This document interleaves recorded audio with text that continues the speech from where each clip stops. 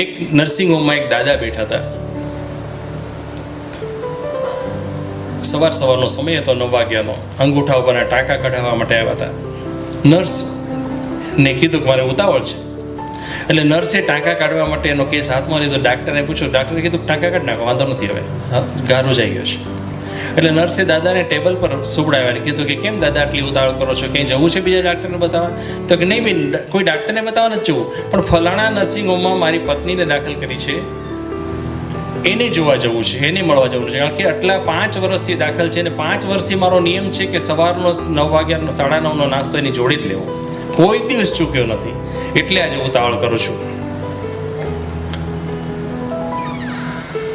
એટલે કે એને શું થયું છે દાદા? તો કે અલ્ઝાઇમર્સ થયો છે. ઓકે. નર્સે પાછા ટાંકા કાઢવાનું શરૂ કર્યું ને એક ટાંકો ખેંચતા દાદાથી સિસકારો નખાઈ ગયો. એટલે નર્સે પાછી વાત શરૂ કરી કે દાદા તમે મોડા જશો તો આંટી તમને ખીજાશે ખરા?